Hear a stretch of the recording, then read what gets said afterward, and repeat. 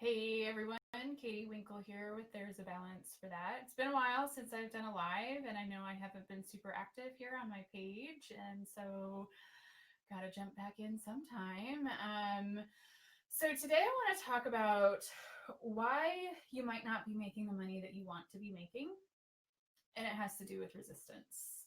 And you might be thinking to yourself, what do you mean I'm resistant to making money? And the truth is that if we're not getting where we want to go, the reason, hey Kisa, the if hey, if we're not getting to where we want to go, generally there's some resistance that's keeping us from getting to that level. And money is something that is so common for so many people, and it's something that I work with a lot of people with. And so I thought it would be a perfect thing to jump back into being active on Facebook for. So how do we experience resistance around money? First, I'm going to start off with the example of lottery winners, right? People, how many times has this been documented? The lottery winners, they win the lottery, right? They might win a jackpot or whatever. And then within 5 years, most of these people end up bankrupt. And why do they end up bankrupt? Well, it's because they generally have issues with money before they ever win the lottery. And then that when they win the lottery, they don't know what to do with the money or with their mindset when they get there. And so if they're in a place where they have judgment over people who do already have money, or judgment over who they might become, or if they think that they're not deserving in the first place, hey Christina, if they think that they're not deserving of this newfound wealth, they're going to sabotage themselves. And so I'm going to talk a little bit more about those three areas of resistance, more in relationship to not winning the lottery, but just in how we go about our everyday lives, either in our careers or in our businesses or whatever. So I work with people that are both entrepreneurs and they're employees. And so this was something that I thought was so kind of comical when I came across it, or when I had this recognition a few years ago. When I was young, my mom, if she would see a penny on the ground, if it was on tails, she would flip it over for somebody else so that that person would have the good luck. She's like, no, somebody else needs that luck more than I do. But what I think is so ironic about it is that I started doing the same thing. I didn't think that I was worthy enough just to even pick up the penny. I thought that somebody else was more deserving of that generosity of even a penny than I ever was. And so I've had to do a lot of work around the idea of, well, what's my worth? What's my value? And money is oftentimes directly affiliated with worth and value. And so if you're not willing to pick up a penny off the ground, what else are you not willing to receive when it comes to money, right? And so let's think about the other areas where that might show up. Let's say somebody is up for a big promotion or a raise at work and they find themselves getting really nervous about it.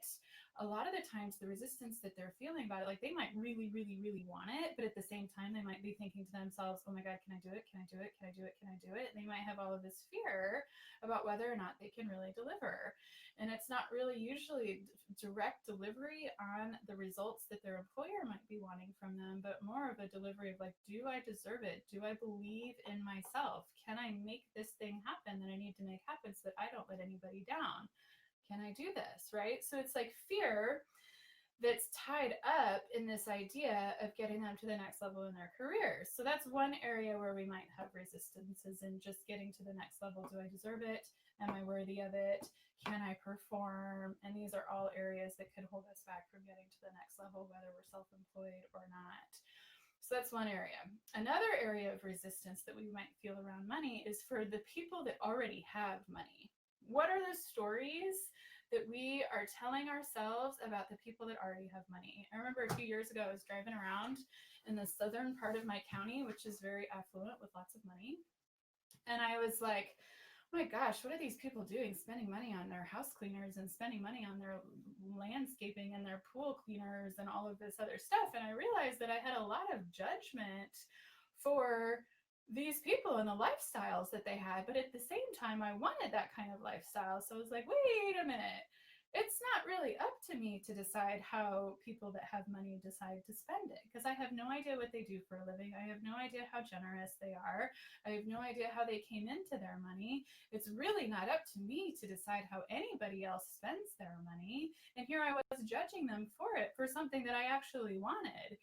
And so that's another area where if you see something that you want, but then you judge the people that are already experiencing and living that, that's going to keep you from getting to where you want to go, because you don't want to be the person who you're judging ever, right? So that's another area of resistance that we experience about money.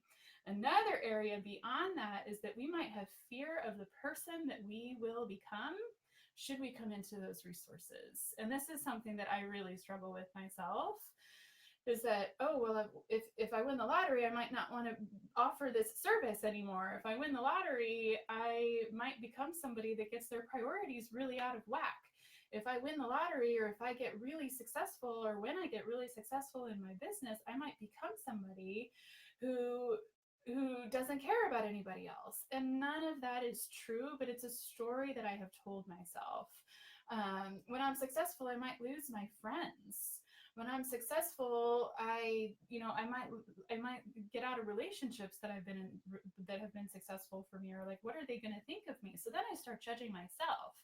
And when I'm judging my future self for being in that place, that's another area where I'm experiencing resistance.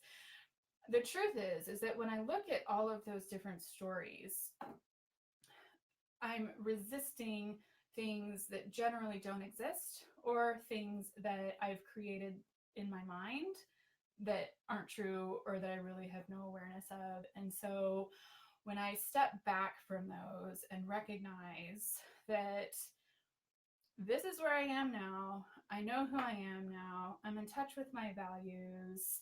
Let's reframe this to use it as money isn't really something that is an obstacle to getting what I want. It's actually a tool to help me get what I want. And money is just going to make me more of the person that I already am. And I consider myself to be a very generous person whose heart is in the right place, who loves her children, who tries to show up for her friends as best she can. And if I can make donations to things that are important to me, I do. And I would love to be able to do that more. When I started kind of reframing and shifting that for myself, I was able to see like how more money started kind of flowing through my life. And that's been really amazing. And so when you're considering where you are in your finances in your life, if it's not where you want to be, start thinking about what has happened along the way to get you where you are, and what are the stories that you're telling yourself about you, whether or not you deserve it, whether or not you're worthy enough, whether or not you're good enough. What will that cost you in terms of your relationships? What are the stories that you're telling yourself about people that have the wealth and the resources that you'd like to have? What are you telling yourself about the person you may or may not become as a result of having those resources? And then remind yourself what the truth is. The truth is you are worthy. The truth is you are deserving. The truth is you are a hard worker. The truth is that you are not a victim. The truth is that it's not up to you or anybody else to decide how somebody else spends their money except for that person, and likewise for you.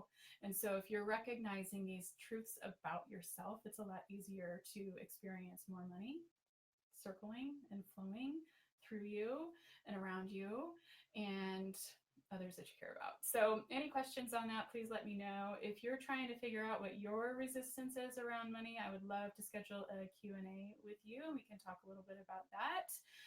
You can do that on the Book Now button on the page here, or you can visit my website at there'sabalanceforthat.com and go to online scheduling. Thanks so much, ladies, for coming in, and I'll catch everybody next time. Bye.